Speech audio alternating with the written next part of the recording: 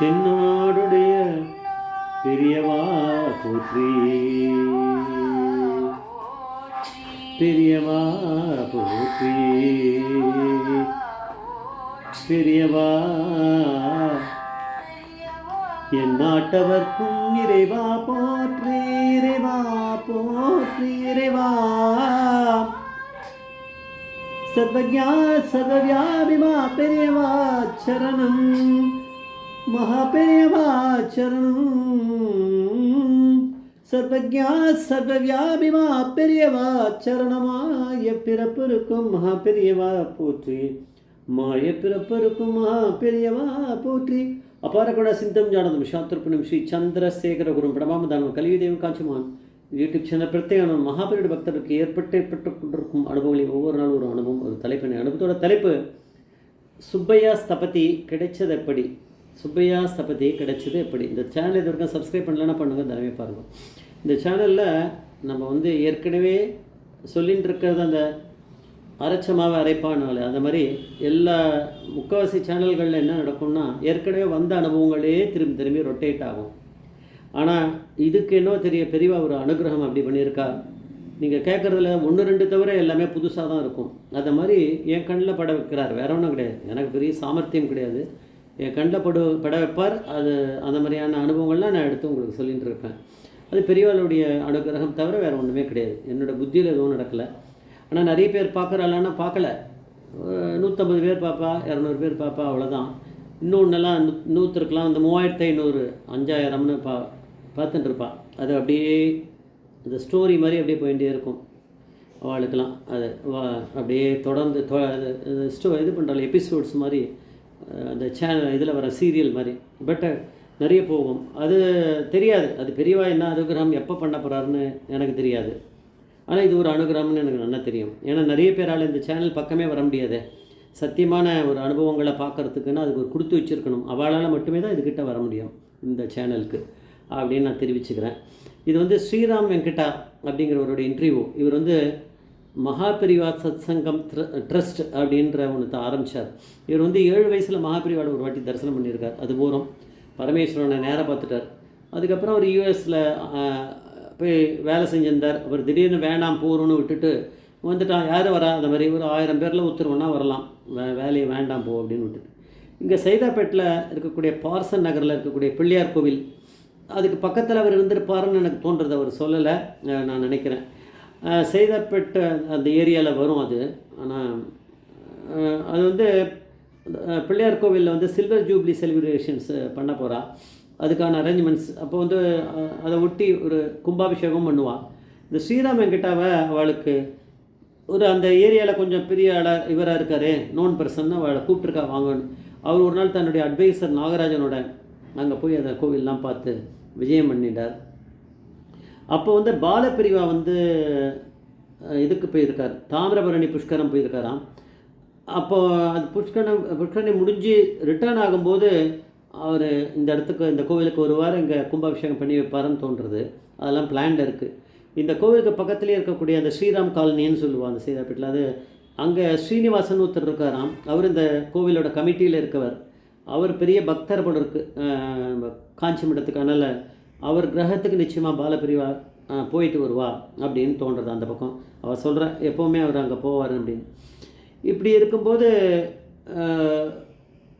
அந்த கோவிலில் வந்து ஒரு சின்ன உளூண்டு மகாபெரிவா கிரகம் எங்கள் கிரகத்தில் இருக்க மாதிரி இருக்குது. அவ்வளோண்டு சின்ன கிரகம், மூர்த்தி சிறுசுனால கீர்த்தி பெருசு இருந்தாலுமே கொஞ்சம் இந்த கோவிலில் இருக்கக்கூடிய மற்ற விக்கிரகங்களை பார்க்கும்போது இந்த விக்கிரகத்தோட சைஸை கொஞ்சம் பெருசாகணும்னு வெங்கடாக்கு தோணி, ஸ்ரீராம் வெங்கடாக்கு தோணியிருக்கு.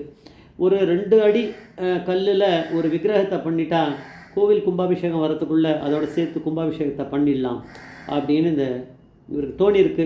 இந்த விஷயத்தை வந்து ஸ்ரீனிவாசன் கிட்ட அவர் வந்து வெங்கடா சொல்லியிருக்கும்போது அவர் சொல்கிறாரா, என்னப்பா விளையாடுறியா, 2 மாதம்தான் இருக்குது கும்பாபிஷேகம் வருது, இது எப்படிப்பா முடியும், ஒரே மாதம்தான் அது கூட இருக்குது, ஏன்னா பண்ணி அதெல்லாம் முடிச்சு ரெடி பண்ண பிறகு தானே நம்ம 1 மாதம்னு கணக்கு வச்சுட்டா தான் சரியாக இருக்கும், நீ ஜோக் அடிக்கிறியாப்பா அப்படின்னு இருக்காராம்.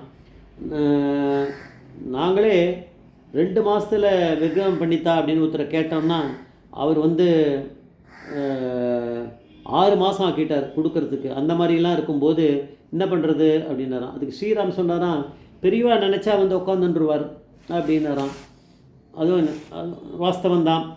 அந்த பக்தாளுக்கு தானே அது தெரியும். சில பேருக்கு அது மாதிரி டக்குன்னு வாயில் வரும்.